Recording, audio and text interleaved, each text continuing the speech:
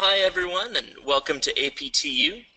Today we're going to be discussing vendor purchase orders, receiving, and bills, the whole process of doing business with a vendor. If you have any questions during the presentation, feel free to put them into the questions tab on your GoToWebinar panel. We'll be answering them at the end of the program. Now, to follow along, you will need to look at last week's video on how to create a product, customer, and vendor. So feel free to take a look at that video on AdvanceProTech.com under Resources or on our YouTube channel.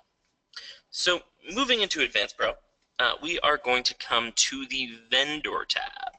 So here we have the Vendor tab. Now we can search to find our vendors and to look at what our vendors have available to sell through our vendor profiles under View and Edit Vendors. So we can go to our vendors and look at our vendor list. We can also view vendors from the Quick Links navigation bar on the left. We can also start a vendor order here under New Order, or if we go to the Vendor tab, we can go to Place New Order.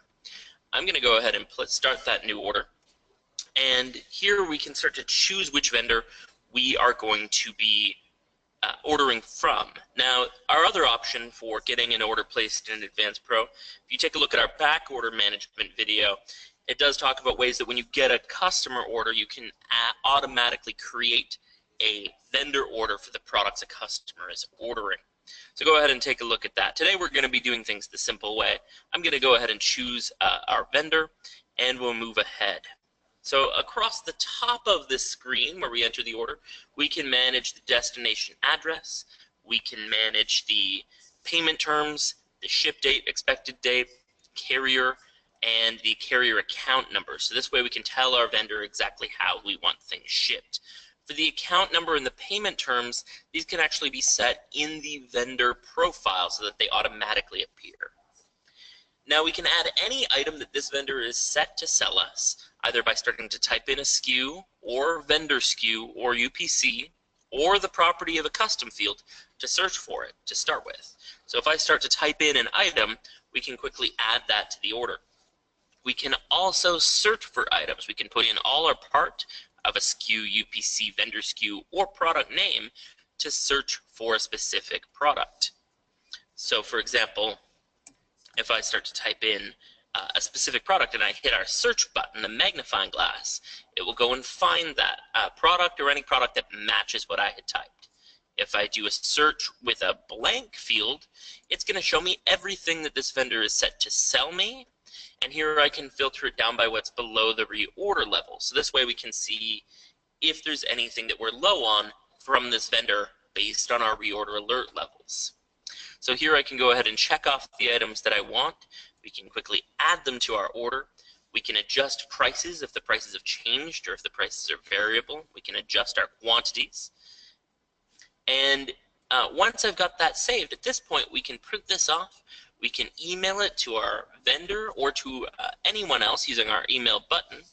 And we can also export to Excel or as a PDF. There's lots of ways to get this out. Now, finally, for large vendor orders, those of you who might be ordering in overseas and by the container load, you can also click this vendor freight button. That's going to allow you to record the bills of lading, the customs information, everything that you might need as far as a quotation or any other information about the shipment, so that a few months later when you're wondering where this vendor order is, you can come here and take a look at the bill of lading. Okay, so at this point, I'm going to go ahead, I'm going to place the order, and what this is going to do is it's going to send this order over to the warehouse so we can receive it. So it gives me a reminder to email the order, and if I say yes, it'll bring up our email dialog again. And if I say no, it's just going to move ahead. So it says our order has been placed and processed, and it's been sent to the warehouse for receiving. So our next stage over, we're going to come to the warehouse, and we're going to come into orders to receive. And we're going to look at what is expected in today. So we can see the order date, the expected date. We can see what carrier should be delivering it based on what carrier we selected. And we can see the vendor that it's coming from. So here I can go in and open up that purchase order to receive it. So here we're not looking at costs. We're just looking at what's being received. So we can do this here in AdvancePro, or we can do it with our AP mobile app using a scanner. We also have a scanner option for the desktop. I'm going to go ahead and just mark off that I've received those 2 items. And if we get shorted by our vendor, say we ordered 2 items but we only received 1, the bill that AdvancePro is going to create is going to reflect that we got shorted. So we're only going to pay for what actually came in the door. Also at this point, we can have picking locations turned on, so we'll get another column telling us where to put this product away. And we can also register lot and serial numbers if we want to as well. That's what this LS button is for. So take a look at our lot and serials video if you're interested in seeing how that works. So at this point, I can receive the product in. I can print off paperwork if we want paperwork for this. So we can go ahead and mark this off as received. And when I receive the products in, at this point, it does have me enter a bill or reference number. And now those products are immediately in available stock, or they can be pre-reserved for any customers that have back orders as well. So now that we've got that in stock, we can immediately go and do business with our new inventory, and we don't have to wait to deal with the finances before we can do that. So if I head over to the vendors now, we have also produced a bill. I'm going to go to View All Vendors, or the Vendors tab, and we're going to go to View All Bills and Credit Memos. Open that up. So now we have a bill, and it's in a pending bill state. So we also have a finished bill state. So we're really going to be looking at these 2 areas for our vendor bills. We can go ahead and open that bill up now.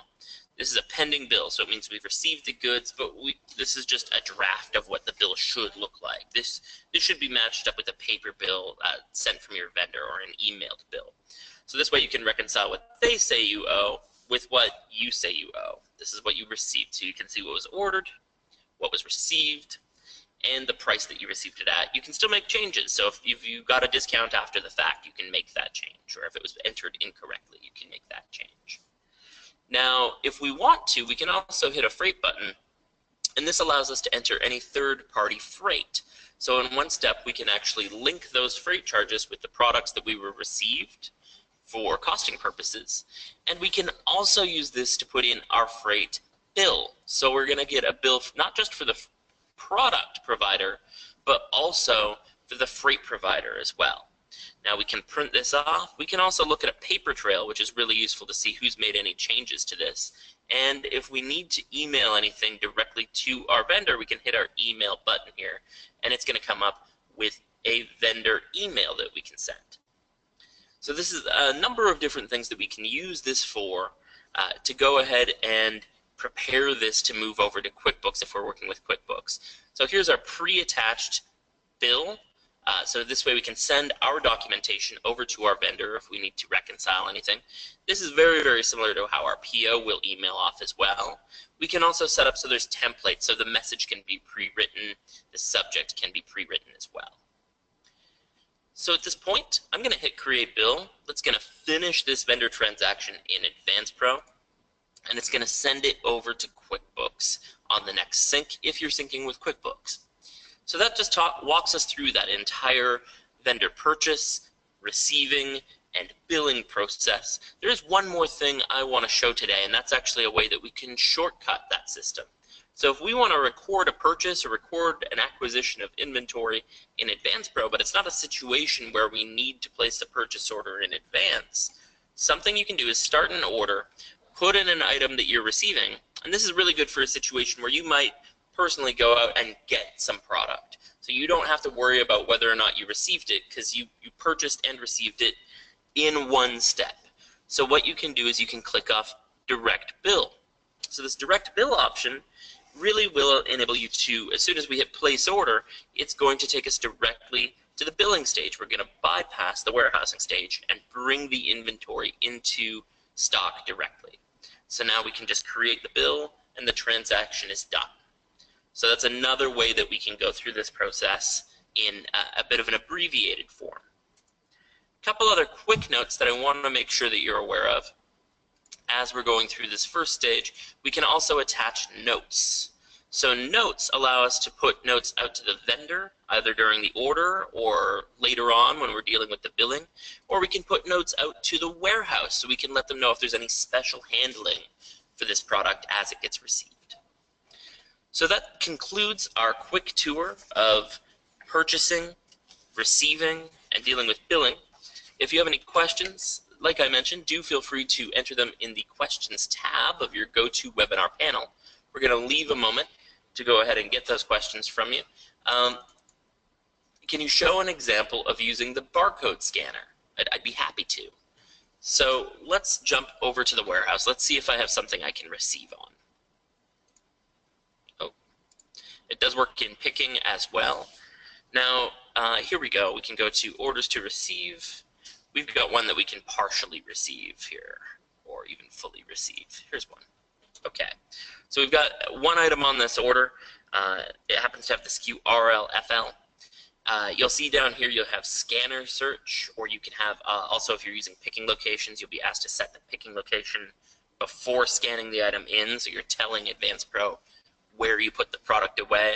And you can use a scanner with essentially any field in AdvancePro. At this point, let's say we're going to scan the SKU. I'm going to go ahead and type it in. This is essentially what a scanner does automatically. It looks at a barcode, it turns it into text, it pastes it into a field, and it hits enter. So when I hit enter, you'll see our count of what's being received goes up by 1. If I do it again, it goes up again. So we can go ahead and scan and receive each item that way just by going ahead and scanning. You can work with a USB scanner or a Bluetooth scanner here at the desktop.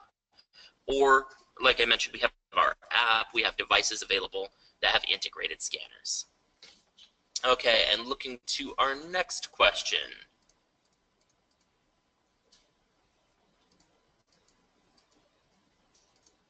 Is there any way to see the total quantity of pieces ordered when placing a vendor order? Let's take a look.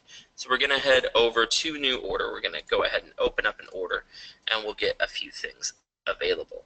So let's put a few items on this order just so that we have a few things, and we'll save that. So right now, if you're not using the weight feature in AdvancePro, the default weight of all items will be 1 pound. So your total weight will be the number of items there if you're not using our weight features. If you are using our weight features, I believe we can try this print pre-arrival notice. Let's just see how that looks. So that just gives us the quantities. Let me take a look at that, and I'm going to personally email you the total quantities options there in terms of telling you the best way to go about that. So this concludes AdvancePro University today. Thank you everyone for watching, and feel free to make any requests for future topics on AdvancePro University episodes. Thank you very much.